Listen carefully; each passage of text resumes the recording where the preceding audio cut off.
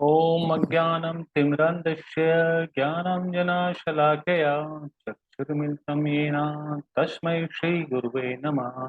श्रीचैतन्यमनोभीष्टं स्थापितं येन भूतले स्वयं रूपा कदा मह्यं ददाति स्वपदान्तिकम्।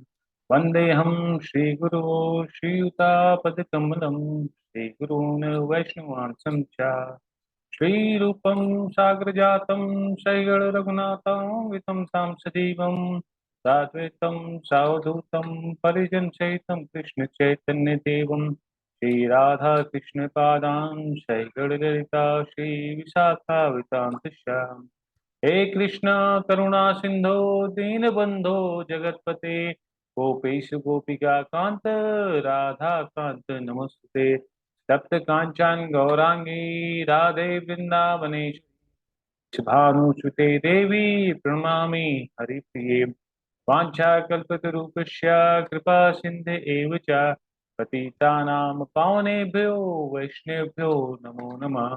जय श्री कृष्ण चैतन्य प्रभु नित्यानंद श्री अद्वैत गदाधर शिवासादि गौर भक्त वृंदा हरे कृष्णा कृष्णा कृष्णा हरे हरे हरे राम राम राम हरे हरे। हरे कृष्णा। तो अंतर्राष्ट्रीय कृष्ण महानवमी संघ इस्कॉन अयोध्या में एक बार आप सभी भक्तों का, आप सभी श्रोतागण का बहुत बहुत ही स्वागत और अभिनंदन है। तो जैसा कि हमारी भगवत गीता की उपाधि की जो यात्रा है वो शुरू हो चुकी है। और हम लोगों ने कल जो इसका इंट्रोडक्शन सेशन था उसके बारे में जाना, और श्लोक नंबर 1 से लेकर 10 तक हम लोगों ने इसके बारे में जो डिटेल्स में जाकर चर्चा की कि किस प्रकार से महाभारत का युद्ध छिड़ा और क्यों छिड़ा, ठीक है, इसके पीछे क्या क्या कारण थे वो हम लोगों ने भी जाना। खासकर धृतराष्ट्र की वजह से, धृतराष्ट्र की जो आकांक्षा थी, महत्वाकांक्षा थी, और उस महत्वाकांक्षा के पीछे क्या सही था क्या गलत था, उस सब चीजों पर किसी भी प्रकार से धृतराष्ट्र ने कभी भी कोई अंकुश नहीं लगाया। दुर्योधन के कार्यकलापों पर कोई भी विचार नहीं किया, केवल एक ही चीज किया, अपने पुत्र मोह में होने के नाते हमेशा अपने पुत्र को, दुर्योधन को सपोर्ट किया, और जिसके कारण ये नौबत आ गई कि एक महान युद्ध लड़ना पड़ा। ठीक है, तो हम लोगों ने कल देखा कि किस प्रकार दुर्योधन जो है राजनीति में कितना कुशल था। उसने अपने गुरुदेव द्रोणाचार्य को भी एक ताने मारते हुए, शब्दों का प्रयोग करते हुए उसने कि द्रोणाचार्य को ये बताया कि आपके ही के शिष्य लोग उधर भी हैं, कहीं आप लोग उनके मोह में मत पड़ जाइएगा। और ये युद्ध की कला जो है, जो आपने उनको सिखाई है और आपके सामने समक्ष वो लोग खड़े हुए हैं, तो कहीं ऐसा नहीं कि आप उनके सामने जो है कमजोर पड़ जाइएगा। आप लोग को डट कर युद्ध करना है। वैसे तो आप तो महारथी हैं, योद्धा के योद्धा हैं, परम योद्धा हैं। और इसी प्रकार से भीष्म पितामह को भी वो सुना रहा था कि हम लोगों को डरने की बात नहीं है, क्योंकि हमारी सेना में भीष्म पितामह है। ठीक है, तो अब यहाँ पे भीष्म पितामह को उसने ग्लोरीफाई किया, क्योंकि भीष्म पितामह जो है वो हमारी सेना के कवच ढाल हैं। जब तक वो लोग हैं तो निश्चित रूप से हमारी जो जीत है वो तय है। और अब आगे क्या करेगा दुर्योधन, कि यहाँ पर श्लोक नंबर 11 में हम देखेंगे कि किस प्रकार और जो महारथी हैं, कि भीष्म पितामह की बड़ाई कर रहा था दुर्योधन, तो जो और भी सेना में लोग योद्धा हैं, वो कहीं पर वो लोग बुरा ना मान जाएं, तो उसके लिए दुर्योधन जो है फिर से उन लोगों की तारीफ में आगे क्या कहता है आगे हम देखेंगे। और किस प्रकार जो है भीष्म पितामह अपने शंख का नाद करते हैं। कौरव की सेनाओं में शंख का नाद शुरू होता है, फिर पांडवों की सेनाओं में शंख का नाद शुरू होता है, भगवान श्री कृष्ण अपना शंख बजाते हैं। तो ये सारी चर्चा जो है आज हम लोग श्लोक 11 से श्लोक 20 के बीच में करेंगे। तो अभी मैं स्क्रीन शेयर करता हूँ, तो हम लोग फिर सेशन की शुरुआत करते हैं।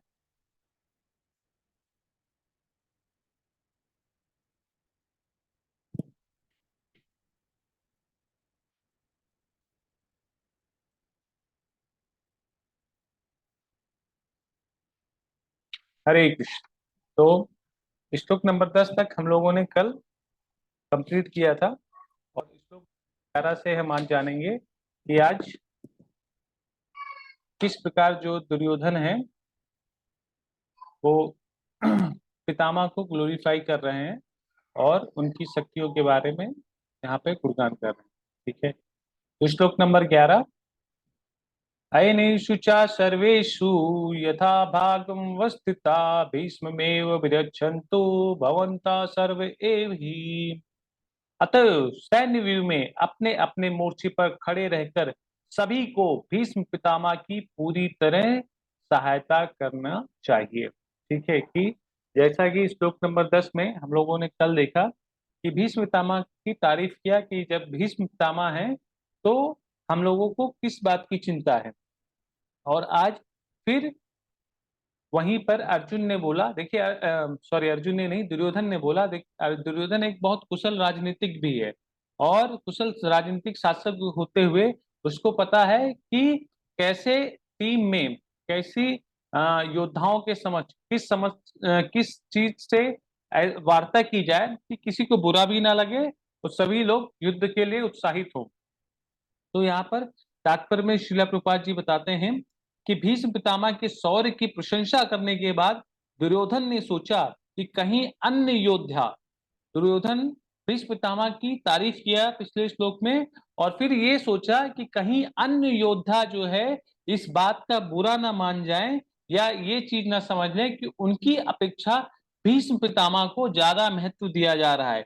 अतः दुर्योधन ने अपने सहज कूटनीतिक ढंग से स्थिति संभालने के उद्देश्य से उपयुक्त शब्द कहे।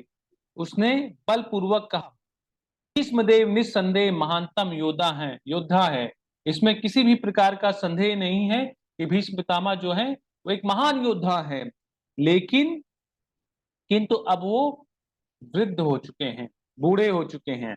अतः प्रत्येक सैनिक को चाहिए कि चारों ओर से उनकी सुरक्षा का विशेष ध्यान रखें। हो सकता है कि किसी एक दिशा में युद्ध करने में वे लग जाएं और शत्रु इस व्यस्तता का लाभ उठा ले। अतः यह आवश्यक है कि अन्य योद्धा मोर्चा पर अपनी अपनी स्थिति पर अडिग रहें और शत्रु को व्यू ना तोड़ने दें।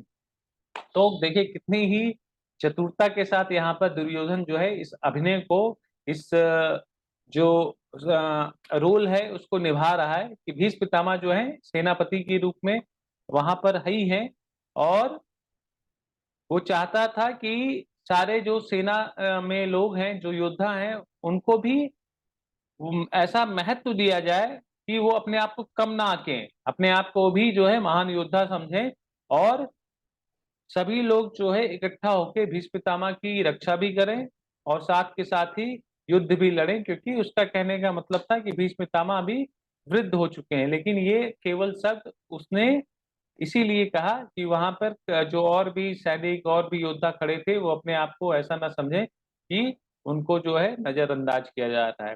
तो सबको साथ लेकर दुर्योधन यहाँ पर चढ़ाई करने के लिए अब पूरी तरीके से तैयार है। दुर्योधन को पूर्ण विश्वास था कि कुरुओं की विजय भीष्मदेव की उपस्थिति पर निर्भर है।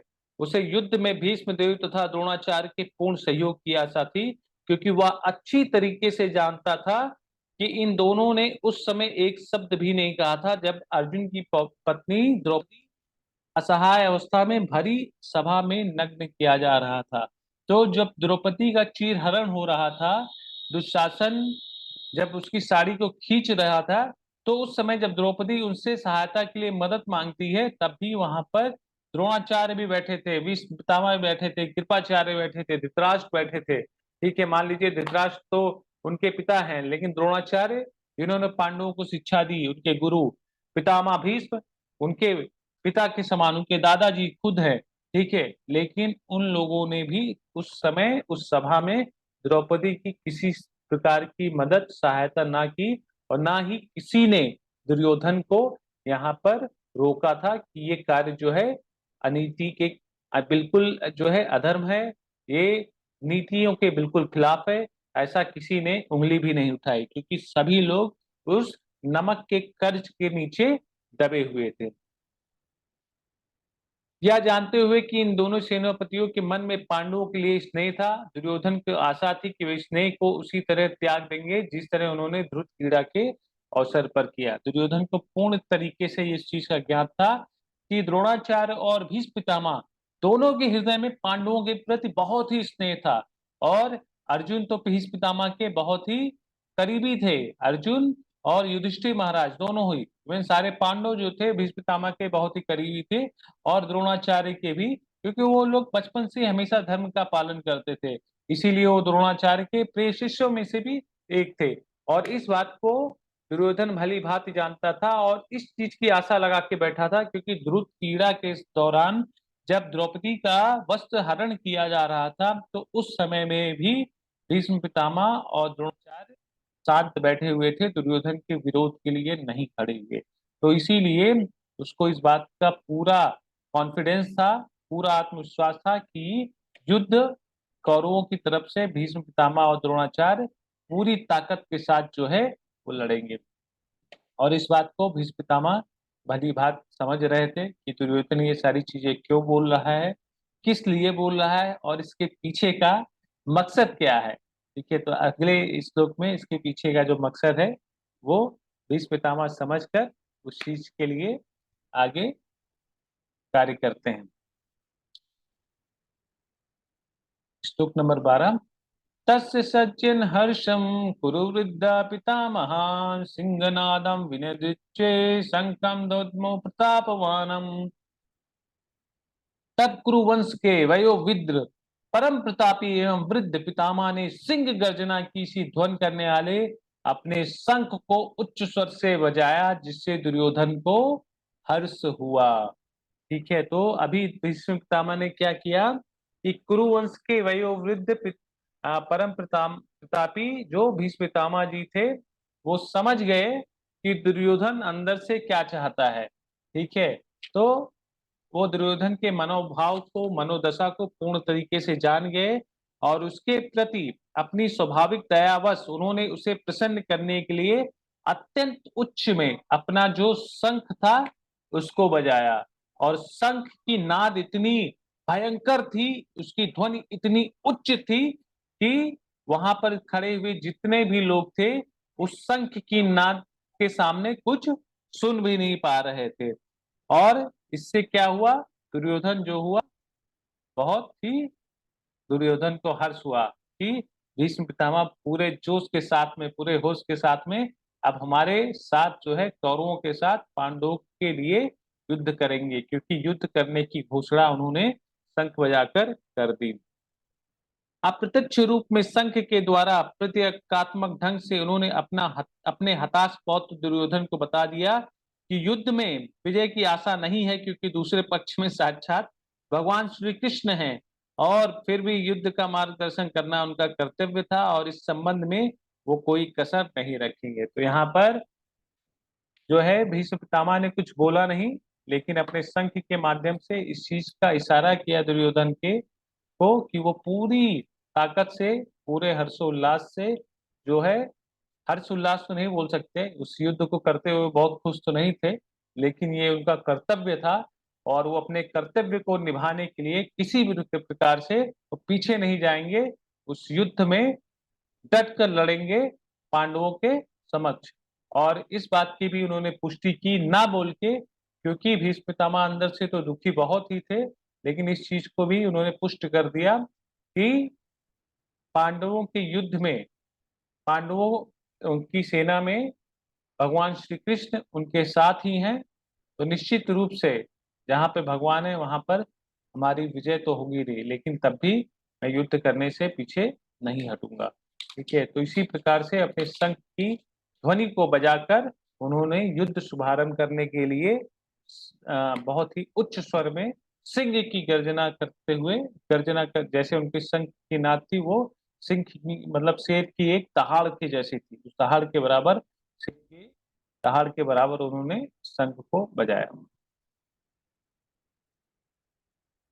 अब श्लोक नंबर 13 से 20 में जो है ना, 13 से 20 में हम देखेंगे विजय के संकेत पांडवों के। ठीक है, कि किस प्रकार जो है, जो मुख्य बिंदु है क्या क्या है, और अर्जुन के शंखों की ध्वनि, अर्जुन के दिव्य अस्त्र शस्त्र, ठीक है, और हनुमान जी की उपस्थिति, ये सारी चीज श्लोक नंबर 13 से 20 के बीच में आएगी, जिसमें पांडवों की विजय के संकेत हो रहे हैं।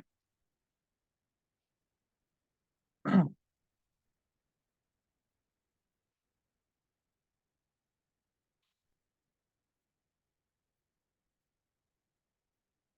नंबर 13। तत्संकस्याभेयस्य पर्णवान को मुखा स सवा सा शब्दस्तु मूलो भवतम।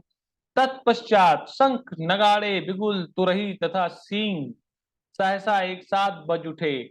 वह संवेद स्वर अत्यंत कोलाहल पूर्ण था। इसके पश्चात जैसे ही भीष्म पितामह का वो शंख बजा, उसके पश्चात कई ढेर सारे शंख नगाड़े बिगुल तिरोही सब एक साथ बज गए। ठीक है, तो यहाँ पर बताया जा रहा है, श्रील प्रभुपाद जी तात्पर्य में आगे बता रहे हैं अगले श्लोक में, श्लोक नंबर 14 में, कि शंख बजाने के तुरंत बाद ही और भी कौरवों की तरफ से और लोगों ने भी शंख बजाया, नगाड़े बजाए, बिजुल बजाए, और फिर युद्ध के लिए एक जो घोषणा थी कौरवों की तरफ से कर दी गई। अब श्लोक नंबर 14 में हम देखते हैं कि किस प्रकार दूसरी ओर सेना में सबसे पहले शंख को कौन बजाता है। तथा श्वेत हरियुक्ते मयिते स्वनंदने स्थितो माधवा पांडुश्चैव दिव्यो शंखे प्रद्युत्मतु। दूसरी ओर से श्वेत घोड़ों द्वारा खींचे जाने वाले विशाल रथों पर आसीन श्री कृष्ण तथा अर्जुन ने अपने अपने दिव्य को बजाया। ठीक है, तो यहाँ पर श्रील प्रभुपाद जी बता रहे हैं तात्पर्य में कि भीष्म देव द्वारा बजाए गए शंखों की तुलना में भगवान श्री कृष्ण तथा अर्जुन के शंखों को दिव्य कहा गया है। दिव्य शंखों की नाद से यह सूचित हो रहा है कि दूसरे पक्ष की विजय की कोई आशा नहीं थी, क्योंकि कृष्ण पांडवों के पक्ष में थे। तो यहाँ पर भगवान के शंखों के नाद को और अर्जुन के शंखों के नाद को दिव्य बताया गया है, क्योंकि उनके जो शंख जब बजे पांडवों की तरफ से, तो कौरवों की सेना में जो योद्धा थे उनके हृदय में एक भय सा उत्पन्न हो गया, क्योंकि उसकी जो ध्वनि थी वो बहुत ही दिव्य थी। जयस्तु पांडव पुत्राणु ऐसा पच्छे जनार्दना।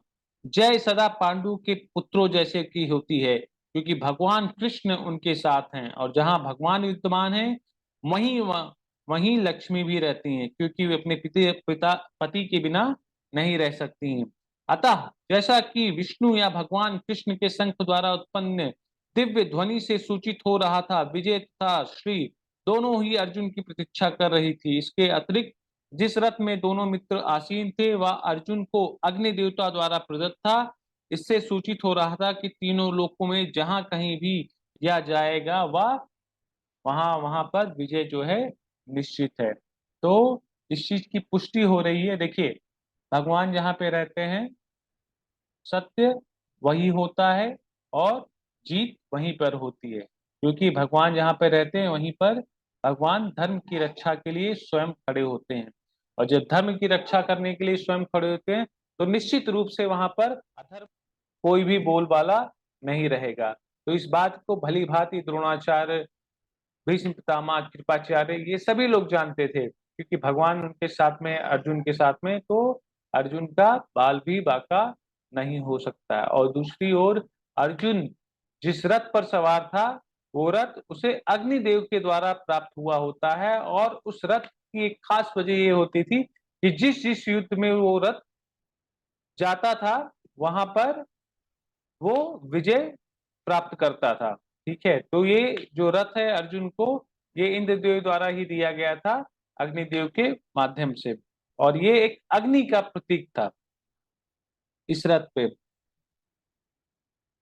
यहाँ पर एक मनन बिंदु जिस चीज को बताया जा रहा है कि इसमें एक श्लोक आता है, जयस्तु पांडु पुत्राणाम येषा पक्षे जनार्दना, कि जहां जहां भगवान विद्यमान है वहीं वहीं लक्ष्मी जी भी रहती हैं। तो कहने का तात्पर्य ये भी है कि देखिए, जहां पर भगवान श्री हरि रहते हैं, जहां पर भगवान श्री कृष्ण की पूजा होती है, भगवान श्री कृष्ण की सेवा होती है, और भगवान जहां विराजमान होते हैं वहां पर सदैव लक्ष्मी जी का भी वास होता है। क्यों? क्योंकि लक्ष्मी जी भगवान विष्णु की अर्धांगिनी है, पत्नी है, और वो सदैव उनकी दासी के रूप में उनके चरणों की ही सेवा करती हैं। तो वो कभी भी वहां से पृथक नहीं होती थी। ठीक है, और जहां पर हरि नहीं है। जहां पर लोग नारायण को नहीं चाहते हैं, केवल लक्ष्मी को चाहते हैं, तो वहां क्या होता है, लक्ष्मी जी के साथ साथ कौन वास करता है, अहंकार वास करता है। अहंकार में कौन छुपा है, कलयुग का एक लक्षण ही है अहंकार करना। ठीक है, तो यहाँ पर बहुत ही गहरी चीज बताई जा रही है। अगर हमको लक्ष्मी चाहिए भी, तो लक्ष्मी के लिए हमको नारायण पहले चाहिए होते हैं। अगर बिना नारायण के हम लक्ष्मी जी को चाहेंगे, तो निश्चित रूप से वहां पर विनाश शुरू हो जाएगा। ठीक है, तो यहाँ पर यही पता चल रहा था कि अर्जुन जो है सदैव भगवान का भक्त था। तो अर्जुन के साथ भगवान तो थे, तो विजय, और विजय के साथ श्री, मतलब श्री जो है माताओं के लिए लगाया जाता है, मतलब राधा रानी या श्रीमती लक्ष्मी देवी, इन सभी के लिए, या सीता माता के लिए। जैसे हम लोग बोलते हैं ना, जय श्री कृष्ण, तो श्री का अर्थ इसमें हो गया भगवान की आह्लादनी शक्ति, श्रीमती राधा रानी। जय श्री राम, तो श्री का मतलब हो गया सीताराम।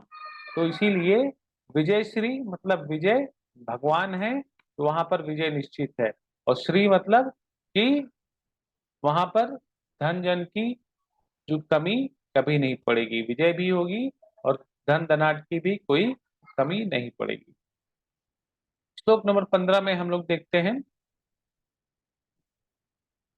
पांचजन्य हर्षिकेशो देवदत्तं धनंजया पौंडदर्दनो महाशंका भीम कर्मा वृकोदरा। भगवान कृष्ण ने अपना पांचजन्य शंख बजाया, अर्जुन ने देवदत्त शंख, तथा अति भोजी एवं अतमानवीय कार्य करने वाले भीम ने पौंड नामक भयंकर शंख बजाया। तो यहाँ पर भगवान ने जिस जिन शंखों का भगवान ने जो अपना शंख बजाया था, वो उसका नाम क्या था, पांचजन्य। अर्जुन के शंख का नाम देवदत्त तथा भीम के शंख का नाम पौंड्रक था। तो इस श्लोक में भगवान को कहा क्या कहा गया है, श्लोक में ऊपर देखेंगे ना, हर्षिकेश। हर्षिकेश क्यों कहा गया है, क्योंकि वो समस्त इंद्रियों के स्वामी हैं। भगवान जो है, हर्षि मतलब, हर्षिकेश मतलब इंद्रियों के स्वामी। ठीक है, कृष्ण जो भक्तों के इंद्रियों को निर्देश करते हैं। सारे जीव उनके भिन्नांश हैं, अतः जीव की इंद्रियों भी उनके इंद्रियों के अंश हैं। क्योंकि निर्विशेषवादी जीवों की इंद्रियां का कारण बताने में असमर्थ हैं, इसलिए वे जीवों की इंद्रिय रहित या निर्विशेष कहने के लिए उत्सुक रहते हैं। भगवान समस्त जीवों के हृदय में स्थित होकर उनकी इंद्रियों का निर्देशन करते हैं। तो यहाँ पर एक चीज बहुत ही उससे बताई जा रही है, बहुत ही महत्वपूर्ण शिक्षा दी जा रही है, क्योंकि भगवान जो है हर्षिकेश है, मतलब समस्त इंद्रियों के स्वामी हैं। और जो निर्विशेषवादी जीव होते हैं, वो लोग अपनी इंद्रियों के कारण ही अलग अलग प्रकार के कर्म करते हैं, क्योंकि उनको अपनी इंद्रियों पर उतना संयम नहीं होता है, उतना भरोसा नहीं होता है। इंद्रियों को बस में वही कर सकता है जो अपने मन को भगवान की सेवा में लगा सकता है, भगवतमय बना सकता है, वही व्यक्ति अपनी इंद्रियों को अपने वश में कर सकता है। यहाँ कुरुक्षेत्र की युद्ध भूमि में भगवान कृष्ण अर्जुन की दिव्य इंद्रियों का निर्देशन करते हैं, इसलिए उनको हर्षिकेश कहा गया। और अर्जुन कौन था, भगवान का भक्त था, इसीलिए भगवान उसकी इंद्रियों का निर्देशन करते हैं। उदाहरण, इनका एक नाम मधुसूदन है, क्योंकि इन्होंने मधु नाम के असुर को मारा था। वे गौओं तथा इंद्रियों को आनंद देने के कारण गोविंद कहलाते। तो भगवान के नाम के जो है उसका कुछ ना कुछ कारण होता है। मधुसूदन मतलब मधु नाम के जो राक्षस थे उसको मारा था।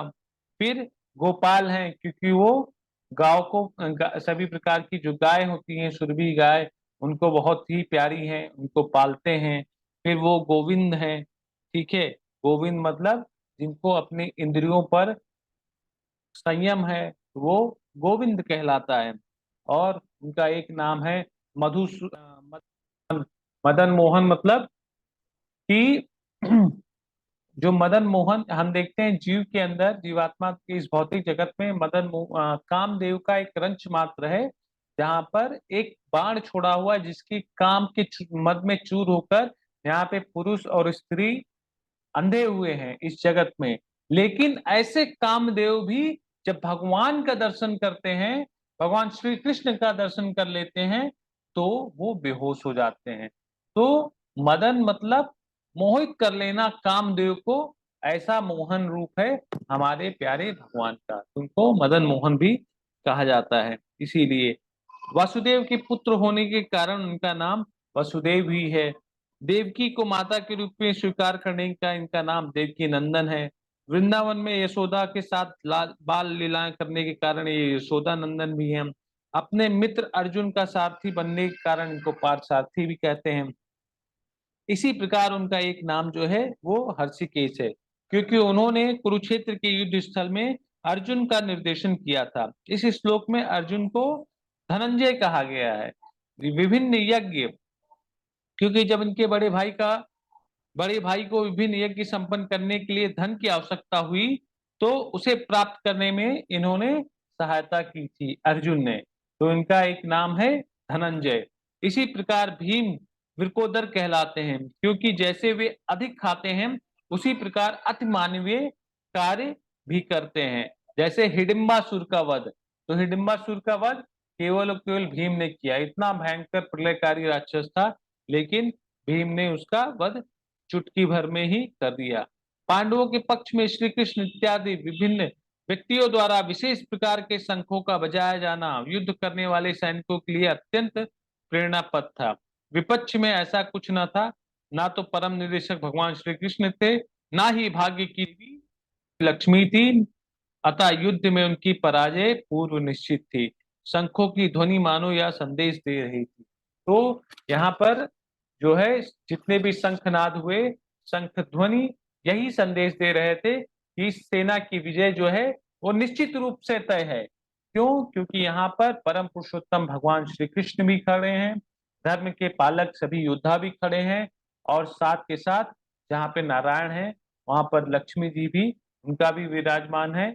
और भगवान के जो परम भक्त हैं हनुमान जी, वो भी रथ के ऊपर ध्वजा पे आसीन थे। तो हर प्रकार से पांडव जो थे वो सशक्तशाली थे, बलशाली थे, और निश्चित रूप से विजय पांडवों की निश्चित थी। और उसी तरफ अगर हम अपने विपक्ष में देखते, मतलब पांडवों के विपक्ष में हम देखते कि कौरवों की सेना में कौन कौन थे, तो कौरवों की सेना में भले ही महान बलशाली योद्धा, महान परमवीर योद्धा रहे हों, जो कि युद्ध को समाप्त करने का अपने आप में ताकत रखते हों, लेकिन उनके पास, उनके समक्ष भगवान श्री कृष्ण उधर नहीं खड़े थे, जिसके कारण सभी लोगों जो है अपने आप को इतना भाग्यशाली नहीं महसूस कर रहे थे। कहीं ना कहीं उनके मन में वो डर, वो निराशा, वो चिंता बैठी ही रहती थी। तो ये शंख जो भगवान ने बजाया, अर्जुन ने बजाया, भीम ने बजाया, तो इस शंख नाद से सभी सैनिकों के मन में, हृदय में, जो विपक्ष की तरफ थे उनको थोड़ा थोड़ा सा भय हुआ, और जो पांडवों की तरफ से वो सब लोग हर्षित होकर उत्साह पूर्वक अब विजय घोषणा की तैयारी कर रहे थे। श्लोक नंबर 16, 17, 18 में हैं। अनंत विजयम राजा कुंती पुत्रो युधिष्ठिरा नकुलाशय देवश्च सुघोषमणि पुष्पको काश्यश्च परम श्वासा शिखंडी च महारथा दुष्टधुमो विराट्श्च सात्विकीश्च पराजिता द्रुपदो द्रुपदेश्यश्च सर्वस्य पृथिवीपते सौभद्रश्च महाबाहु शंखनादुमि पृथक पृथक। हे राजन, कुंती पुत्र जी, राजा युधिष्ठिर ने अपना अनंत विजय नामक शंख बजाया, तथा नकुल और सहदेव ने सुघोष एवं मणि पुष्पक शंख बजाए। महान धनुर्धन काशीराज परम योद्धा शिखंडी धृष्टद्युम्न विराट अजय सात्विकी द्रौपद द्रौपदी के पुत्र तथा सुभद्रा के महाबाहु पुत्र आज सबों में अपने अपने शंख बजाए। ऐसा जो है संजय धृतराष्ट्र को बता रहे हैं। महाराज धृतराष्ट्र जो कि संजय के माध्यम से कुरुक्षेत्र का लाइव टेलीकास्ट देख रहे हैं, उनके हृदय में कहीं ना कहीं एक डर बैठा हुआ था, जिसके कारण वो संजय को बोलते हैं, भाई अपना लाइव टेलीकास्ट ऑन करो और बताओ कि कुरुक्षेत्र में क्या हो रहा है। ठीक है, और संजय सारी चीजों को एज इट इज जैसा वो देख रहे थे वैसा महाराज धृतराष्ट्र को वो बता रहे थे कि किस प्रकार जो है युधिष्ठिर ने अपने शंख अनंत विजय को बजाया, सहदेव नकुल ने सुघोष एवं मणिपुष्पक नामक शंख बजाए, महान धनुधर काशीराज ने भी अपना शंख बजाया, शिखंडी ने भी, दुष्टधुम्न ने भी, विराट ने भी, सब ने अपने अपने शंख का नाद किया। तात्पर्य में श्रील प्रभुपाद जी बताते हैं ने राजा धृतराष्ट्र को अत्यंत चतुराई से यह बताया कि पांडु के पुत्रों को धोखा देने तथा राज्य सिंहासन पर अपने पुत्रों को आसीन करने की यह अविवेकपूर्ण नीति श्लाघनीय सराहनीय नहीं है। संजय ने इस चीज को इशारों इशारों में बता दिया। ठीक है, जैसे कि महाराज धृतराष्ट्र को जब ये लाइव टेलीकास्ट बताया ना, तो वो सारी चीजों को पूरे इमोशंस के साथ बता रहे थे कि महाराज को इनडायरेक्टली इस चीज का आभास हो जाए कि जो हुआ वो बहुत ही गलत हुआ और अधर्म के साथ जो है केवल उसका न्याय करने के लिए भगवान स्वयं खड़े रहते हैं। तो यहाँ पर इसी चीज की पुष्टि हुई। संजय धृतराष्ट्र को यही बता रहे हैं कि युधिष्ठिर ने भी अपने संघ का नाद किया, भीम ने किया, नकुल और सहदेव ने किया, वहां पर धृष्टद्युम्न ने किया, अजय सात्विकी ने किया, द्रौपदी के पुत्र ने किया तथा सुभद्रा के महाबाहु पुत्र आज सभी ने अपने अपने जो शंख थे उसको बजाए। लक्षणों से पहले ही यह सूचित हो रहा था कि इस महायुद्ध में सारा कुरुवंश मारा जाएगा। भीष्म पितामह से लेकर अभिमन्यु तथा अन्य पौत्रों तक विश्व के अनेक देशों के राजाओं समेत उपस्थित सारे के सारे लोगों का विनाश निश्चित था। यह सारी घटना राजा धृतराष्ट्र के कारण होने जा रही थी, क्योंकि उसने अपने पुत्रों की कुनीति को प्रोत्साहन दिया था। अब यहाँ पे पहला जो श्लोक था, श्लोक नंबर 1 में जिस प्रकार की हमको शिक्षा दी गई थी कि यहाँ पर बताया जा रहा है कि भीष्म पितामह के साथ साथ महान योद्धा और जो महान परमवीर योद्धा कौरवों की तरफ से युद्ध कर रहे हैं, सबका विनाश होने जा रहा है। क्यों? केवल केवल एक व्यक्ति के कारण, और वो व्यक्ति कौन था? वो वहां का राजा था।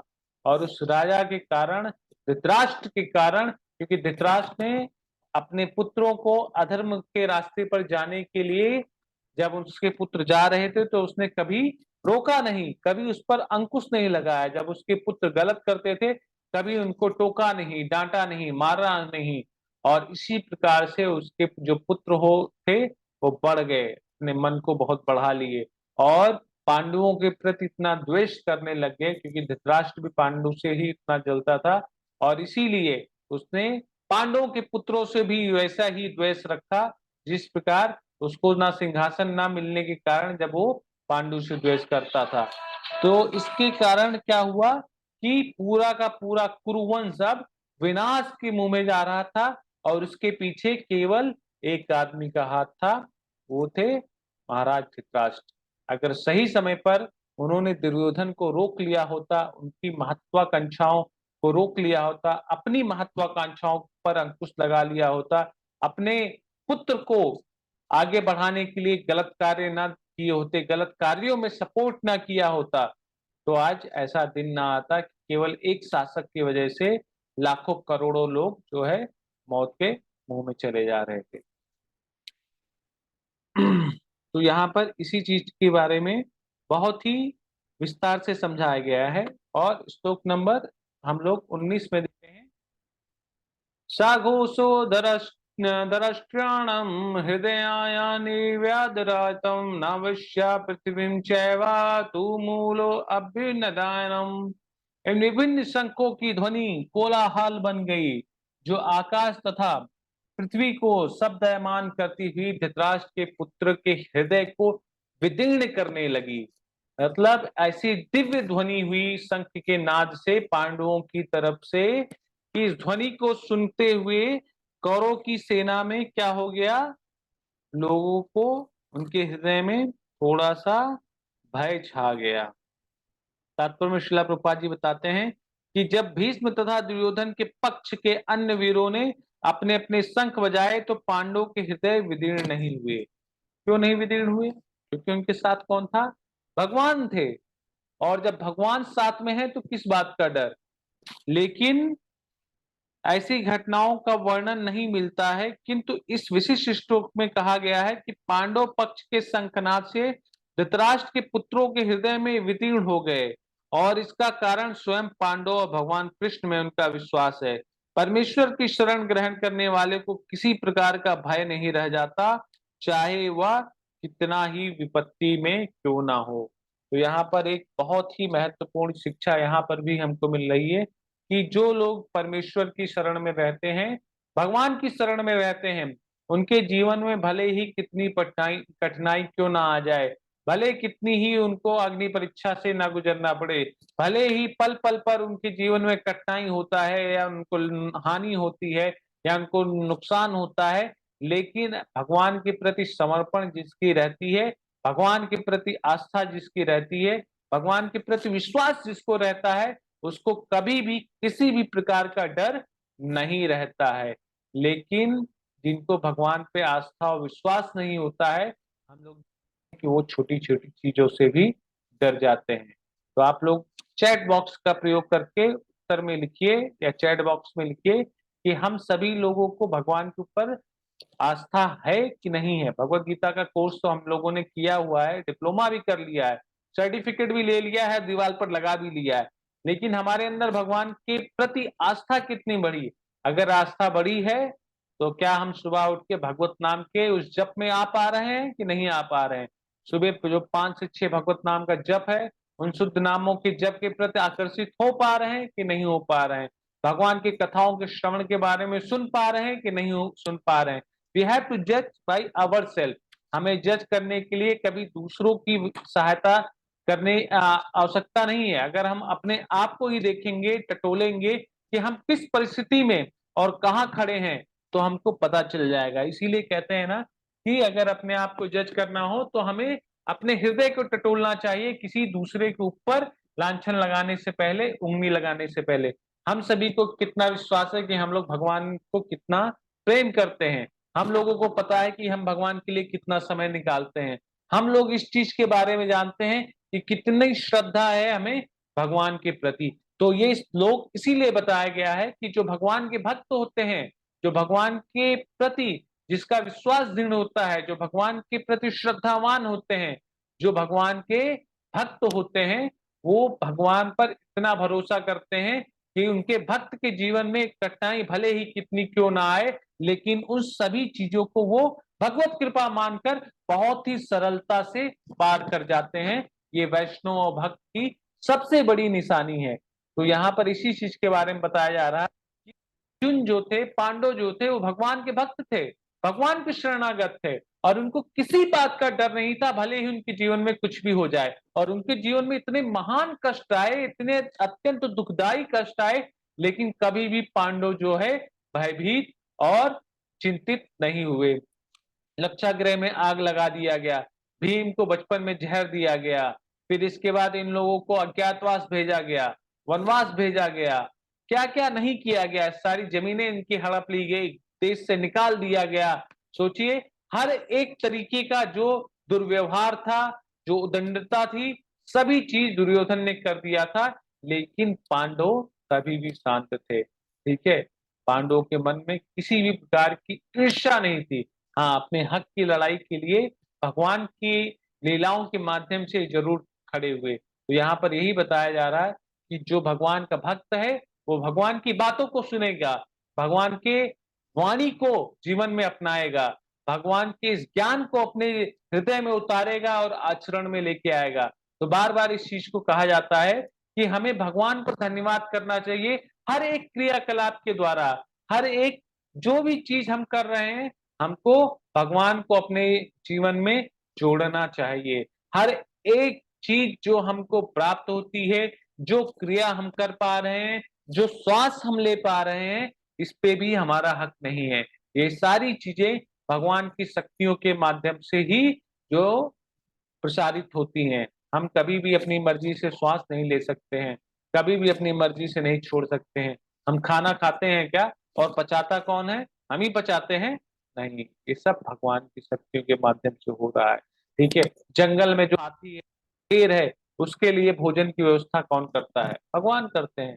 जब वो लोग उतने बड़े बड़े पेट लेके, बड़ी बड़ी शरीर लेकर भगवान के ऊपर डिपेंड है, भगवान की श्रद्धा और विश्वास पे डिपेंड है, तो आखिर हम क्यों नहीं भगवान पर विश्वास कर पा रहे हैं, श्रद्धा कर पा रहे हैं?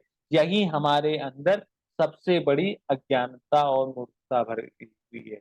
देखिए, भगवान हमारे साथ पल पल पर, पग पग पर खड़े हुए हैं, लेकिन हम लोग इतने स्वार्थी हैं कि हम लोग भगवान का साथ लेने के लिए तैयार नहीं है। लेकिन हम लोग भगवत गीता के इस उपदेश से, इस वचन से, इस वाणी से समझ सकते हैं कि किस प्रकार भगवान ने पांडवों का साथ आखिरी तक दिया। उन्होंने इस साथ को कभी नहीं छोड़ा, क्योंकि पांडव क्या थे? भगवान के भक्त थे।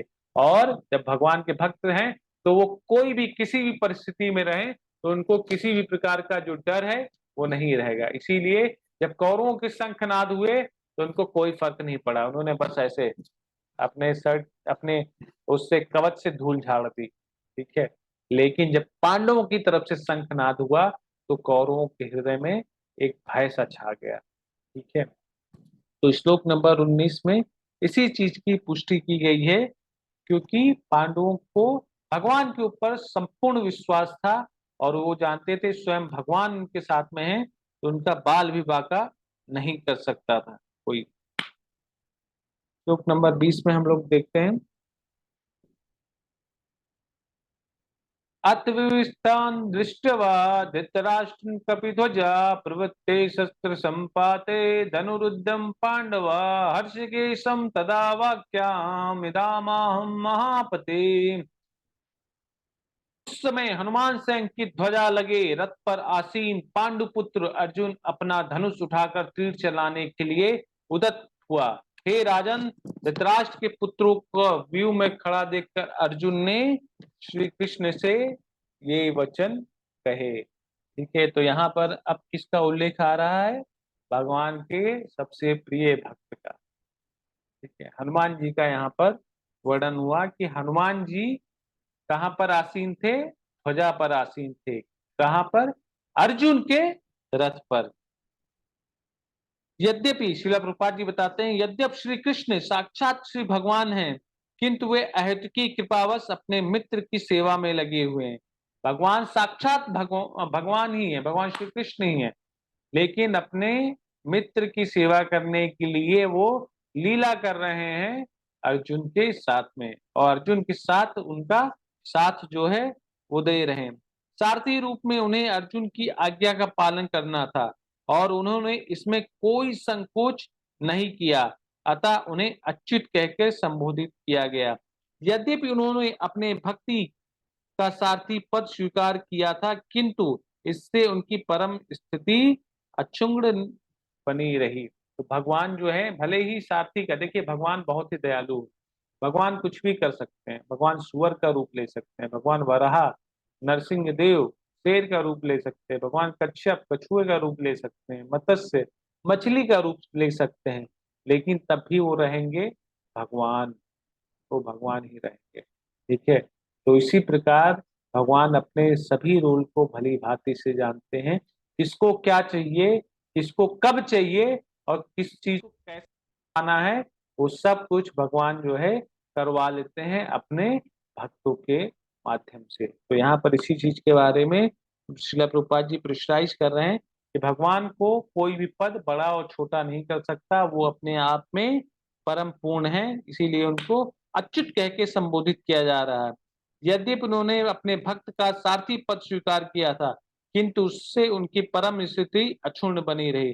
प्रत्येक स्थिति में वे इंद्रियों के स्वामी उनकी श्री भगवान हर्षिकेश हैं। भगवान तथा उनके सेवक का संबंध अत्यंत मधुर एवं दिव्य होता है। सेवक स्वामी की सेवा करने के लिए सदैव उद्यत रहता है, और भगवान भी भक्त की कुछ न कुछ सेवा करने की कोशिश में रहते हैं। तो जो सेवक होता है वो सदैव अपने स्वामी की सेवा के लिए एकदम तैयार रहता है, और जब भक्त एक कदम बढ़ाता है, तो भगवान 10 कदम बढ़ाने के लिए ललायित रहते हैं अपने भक्त की तरफ। अतः यहाँ पर सभी लोग उनके आज्ञा पालक हैं और उनको ऊपर उनकी आज्ञा देने वाला कोई नहीं है। किंतु जब वे देखते हैं कि उनका शुद्ध भक्त आज्ञा दे रहा है तो उन्हें दिव्य आनंद मिलता है। यद्यपि वे समस्त परिस्थितियों में अचित्त रहने वाले हैं। भगवान जो है अपने भक्तों के साथ आदान प्रदान करते हैं। कई कई बार जो भगवान के शुद्ध भक्त होते हैं भगवान को आदेश भी देते हैं कि आप सो नहीं रहे हैं, आप उठते जल्दी नहीं है, ठीक है, ऐसा है वैसा है। उससे भगवान कभी नाराज नहीं होते हैं। उस चीज से भगवान जो है प्यार ही करते हैं और ज्यादा प्रेम बरसाते हैं। भगवान का शुद्ध भक्त होने के कारण अर्जुन को अपने बंधु बांधवों से युद्ध करने की तनिक भी इच्छा न थी। किंतु दुर्योधन द्वारा शांतिपूर्ण समझौता न करके हठ धर्मिता पर उतारू होने के कारण युद्ध भूमि में आना पड़ा। अतः वह यह जानने के लिए अत्यंत उत्सुक था कि युद्ध भूमि में कौन कौन से अग्रणी व्यक्ति उपस्थित हैं।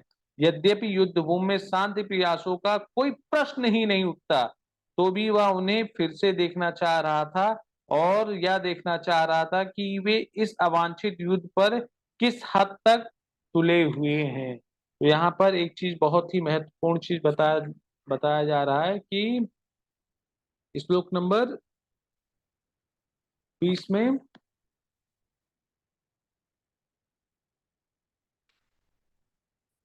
हाँ, श्लोक नंबर 20 में यही बताया जा रहा है कि युद्ध जो है वो शुरू ही होने वाला था और पांडवों की सेना की तरफ से जो भगवान कृष्ण जिस रथ पर विराजमान थे और अर्जुन जिस रथ पर विराजमान थे, उस रथ की ध्वजा में स्वयं हनुमान जी विराजमान थे।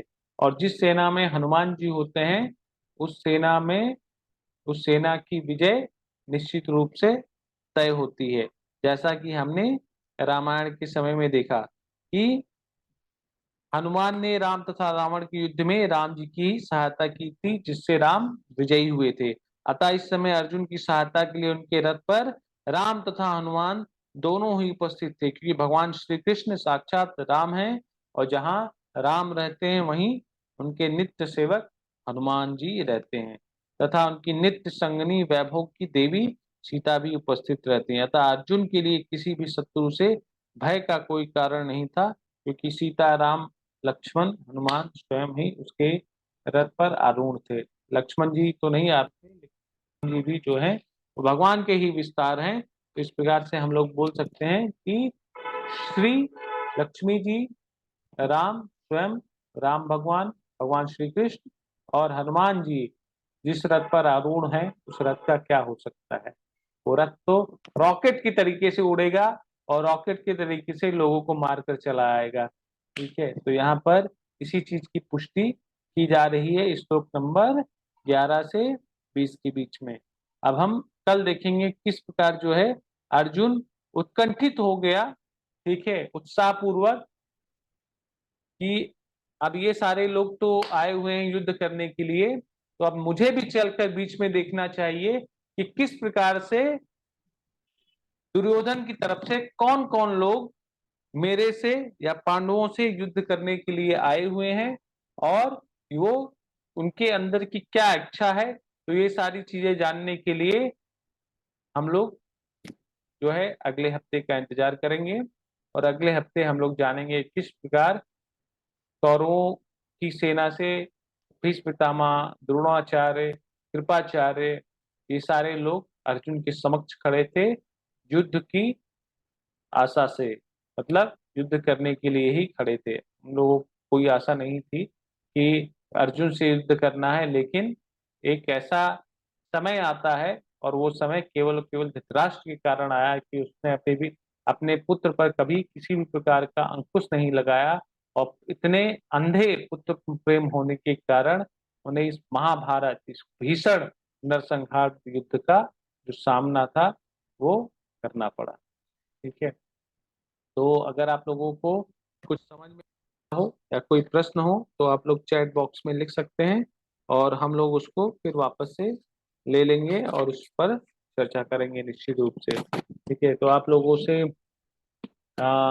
का जो प्रश्न है वो चैट बॉक्स में लिख दीजिए, जो चीज समझ में नहीं आई है उस चीज के बारे में। ठीक है, तो जो आज का सेशन है आ, यहीं पर ही समाप्त होता है। बाकी आप सभी लोगों से प्रार्थना है कि आप लोग इस सत्र को बहुत ही ध्यान से सुने, बहुत ही ध्यान से समझें, और इस सत्र को ज्यादा से ज्यादा लाइक करें, ज्यादा से ज्यादा सब्सक्राइब करें। क्योंकि जैसा कि हम लोग बार बार कहते हैं, हमेशा कहते हैं, हर बार कहते हैं कि ये सत्र केवल और केवल ज्ञान बांटने के लिए है। किसी प्रकार के लाइक और सब्सक्राइब का कोई भी आकांक्षा नहीं है। ठीक है, क्योंकि इस सत्र को जितना ज्यादा से ज्यादा हम लोग बढ़ाएंगे, जितना ज्यादा से ज्यादा लोगों तक पहुंचाएंगे, लोगों को अपने जीवन के इस बहुमूल्य जीवन का जो उद्देश्य है उसकी प्राप्ति होगी। उनको पता चलेगा कि जीवन किस प्रकार से जिया जाए, किसके लिए जिया जाए और क्यों जिया जाए। ठीक है, तो ये सारी शिक्षाएं जो हैं वो हमें भगवत गीता के माध्यम से ही प्राप्त होती हैं। तो आप सभी से निवेदन है कि आप सभी लोग इस वीडियो को लाइक कीजिए, सब्सक्राइब कीजिए और ज्यादा से ज्यादा लोगों तक शेयर कीजिए और ज्यादा से ज्यादा लोगों को लाइए और जोड़िए। वापस से आप सभी लोग से प्रार्थना है कि मॉर्निंग का जो जब सत्र है, हम लोग उसमें अभी सभी लोग नहीं जुड़ रहे हैं। तो आप सभी लोग से वापस से प्रार्थना है कि मॉर्निंग का जो जब सत्र है 5 से 6 ग्रुप में लिंक डेली भेजा जाता है। तो आप लोग उस जप सत्र में जुड़िए, और जब आप जप सत्र में जुड़ेंगे ना, तब हमको धीरे धीरे भगवान के उस दिव्य नाम का जो टेस्ट है, जो रस है, वो प्राप्त होगा। और हम देखेंगे कि हमारा जो सारा दिन है वो किस प्रकार से भगवतमय हो जाता है। हमारे जीवन में कितनी भी कठिन से कठिन परिस्थिति भी क्यों ना आए, हम उस सारी परिस्थितियों को बहुत ही आसानी से पार कर लेंगे, और आसानी से पार करके ही हम भगवत की शरण ग्रहण कर सकते हैं। तो आप सभी लोग कृपया करके सुबह जो 5 से 6 के बीच में मॉर्निंग में हरिनाम का जप होता है, भगवान के शुद्ध नामों का जप होता है, भगवान के नाम का हम लोग श्रवण करते हैं 15 मिनट। ठीक है, शिला प्रभुपाद की शिक्षाओं के ऊपर श्रवण करते हैं। तो जब तक अगर हम सुबह नहीं जुड़ेंगे तो उस चीज से हम वंचित रह जाएंगे। हमारा मुख्य उद्देश्य है, मुख्य ध्येय है कि किस प्रकार हम भगवान के इस नामों में जुड़े, भगवान के कीर्तन में जुड़े, भगवान की सेवाओं में लगे।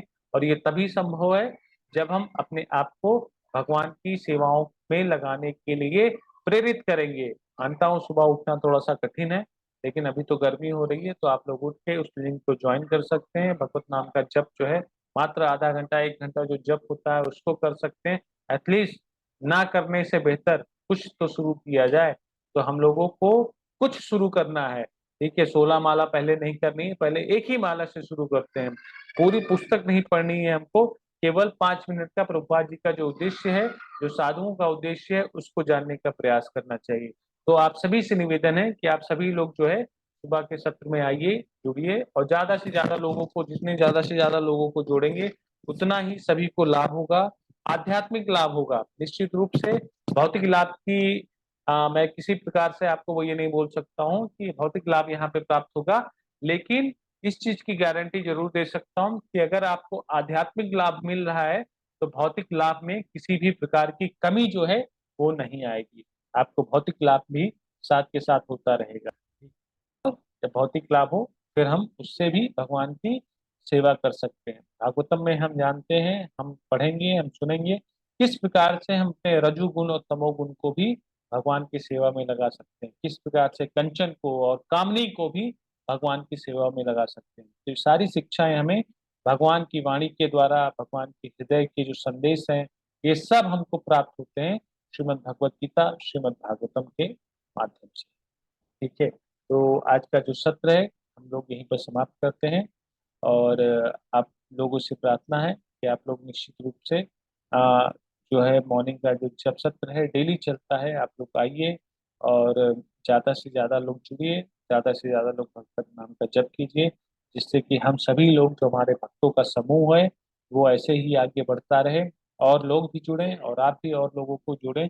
अगर हर आदमी, प्रत्येक व्यक्ति ये लक्ष्य बना ले कि उसको एक नहीं, केवल दो, केवल 2 लोगों को जोड़ना है, और उन 2 लोगों को बोलना है कि अगले 2 लोगों को जोड़ना है, तो ऐसे ऐसे देखेंगे ना कि ये भगवान की शिक्षा जो है ये बहुत ही जल्दी ही विस्तारित हो जाएगी। तो हम सभी लोग केवल ये लक्ष्य बनाएं कि 2 लोग को जोड़ेंगे और 2 लोग को जुड़वाएंगे भगवान की भक्ति में। ठीक है, और जब भी आप ये करेंगे ना, जब किसी व्यक्ति को आप दान देते हैं ना, तो आपको यहाँ पर बहुत ही सुकून महसूस होता है।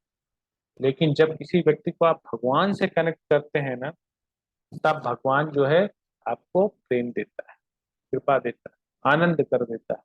ठीक है, तो अगर आनंद चाहिए, परम आनंद चाहिए, तो भगवत नाम का जो प्रचार है उसको कीजिए और परम आनंद का लाभ उठाइए।